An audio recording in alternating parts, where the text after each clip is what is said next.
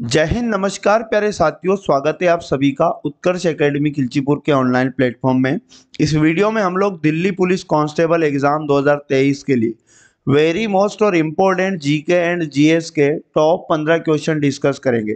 प्यारे साथियों, ये सभी क्वेश्चन ऐसे क्वेश्चन है जो एग्जाम के अंदर बार बार रिपीट होते हैं, इसलिए एक भी क्वेश्चन बिना स्किप किए मेरे साथ आपको लास्ट तक बने रहना है। 33वां पार्ट आज हम लोग डिस्कस करेंगे। इस प्रकार के वीडियो के हमारे 32 पार्ट पहले कंप्लीट हो चुके हैं। अगर बाकी के पार्ट आपने नहीं देखे तो प्लेलिस्ट आपको मिल जाएगी, जहां जाकर आप बाकी के पार्ट भी देख सकते हैं।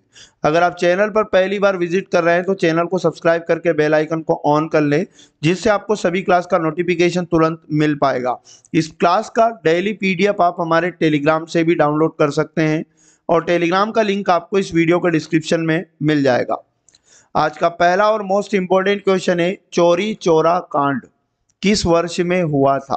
तो चोरी चौरा कांड आपको याद रखना है 1922 में हुआ था, यानी ऑप्शन नंबर 3 इसका राइट आंसर हो जाएगा। अच्छा, ये चोरी चौरा कांड की जो घटना हुई कहाँ थी? अगर एग्जाम में पूछ ले तो याद रखिएगा उत्तर प्रदेश के गोरखपुर जिले में हुई थी। अगला क्वेश्चन, स्वतंत्र भारत का पहला और एकमात्र भारतीय गवर्नर जनरल कौन था? तो स्वतंत्र भारत का पहला और एकमात्र भारतीय गवर्नर जनरल आपको याद रखना सी राजगोपालाचारी, ऑप्शन नंबर 4 इसका राइट आंसर हो जाएगा। अच्छा, डॉक्टर राजेंद्र प्रसाद से भी एग्जाम में क्वेश्चन पूछ लिया जाता है। भारत के ये पहले राष्ट्रपति थे। और डॉक्टर राधाकृष्णन से आपको याद रखना, ये भारत के पहले उपराष्ट्रपति और भारत के दूसरे राष्ट्रपति बने थे। और सरोजिनी नायडू याद रखिएगा, भारत की पहली महिला राज्यपाल बनी थी। क्वेश्चन नंबर 3, राना टिग्रीना किस जंतु का वैज्ञानिक नाम है? तो याद रखिएगा, राना टिग्रीना एशियाई मेंढक का वैज्ञानिक नाम है। ऑप्शन नंबर 4 इसका राइट आंसर आपको याद रखना है। अच्छा, बाघ का अगर एग्जाम में वैज्ञानिक नाम आपसे पूछे तो पैंथेरा टाइग्रिस आपको याद रखना है। क्वेश्चन नंबर 4 है, तुगलक वंश का संस्थापक कौन था? तो प्यारे साथियों, तुगलक वंश का संस्थापक ग्यासुद्दीन तुगलक था, यानी ऑप्शन नंबर 2 इसका राइट आंसर हो जाएगा। अगला क्वेश्चन है, किसकी कमी से मधुमेह होता है? तो मधुमेह जो रोग होता है याद रखिएगा, इंसुलिन की कमी से होता है। ऑप्शन नंबर 2 इसका राइट आंसर हो जाएगा। क्वेश्चन नंबर 6 हमारे पास है, थिम्पू भारत के किस पड़ोसी देश की राजधानी है? तो प्यारे साथियों, थिम्पू याद रखिएगा, पड़ोसी देश भूटान की राजधानी है।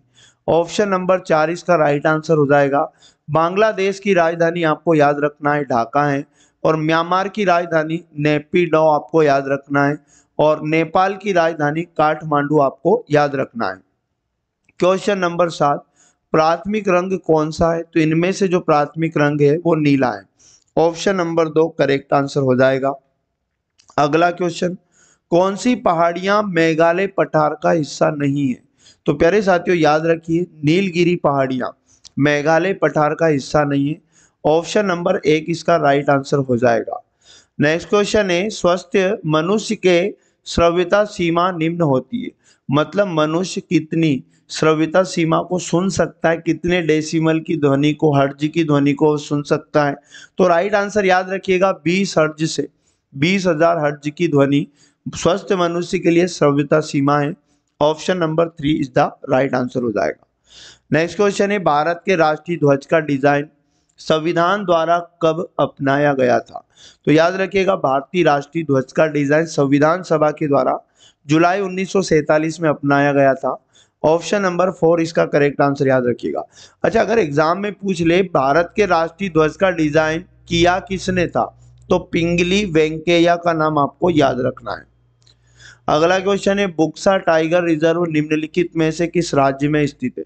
तो प्यारे साथियों, बुक्सा टाइगर रिजर्व आपको याद रखना है पश्चिम बंगाल में है। ऑप्शन नंबर 3 इसका राइट आंसर हो जाएगा। आसाम नहीं है, ये असम है, याद रखिएगा।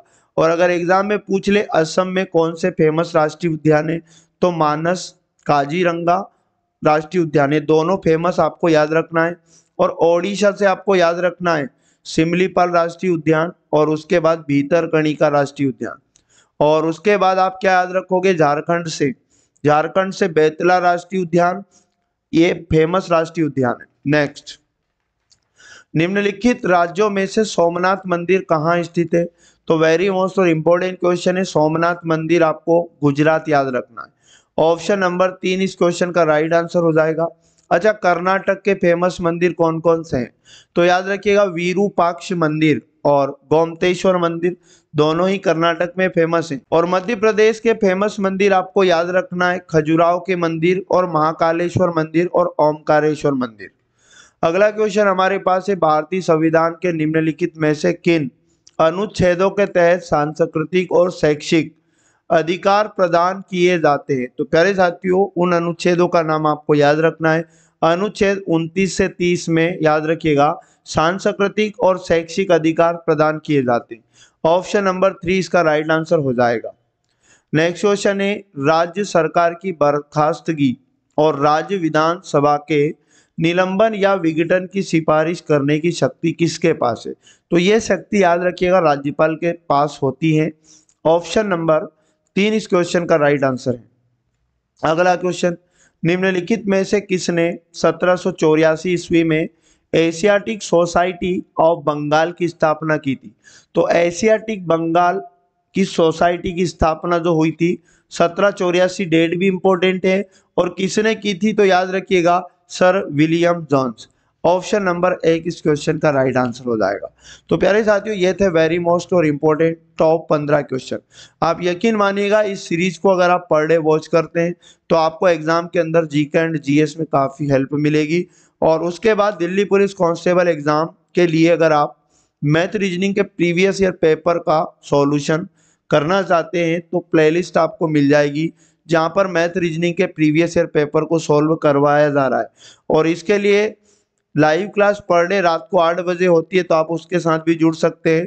और यदि आप एसएससी जीडी 2024 का एग्जाम देने वाले हैं तो एसएससी जीडी 2024 के लिए भी हमारे यूट्यूब चैनल पर याद रखिएगा, एसएससी जीडी 2023 में जितने भी पेपर हुए थे उनको हम सॉल्व कर रहे हैं डे बाय डे। मैथमेटिक्स अभी सॉल्यूशन चल रहा है, उसके बाद रीजनिंग चलेगा, तो प्लेलिस्ट उसकी भी मिल जाएगी, वहां से भी आप मैथ का प्रैक्टिस कर सकते हैं। तो प्यारे साथियों, पढ़ते रहिएगा, मिलेंगे नेक्स्ट वाले पार्ट में। जय हिंद, जय भारत, वंदे मातरम।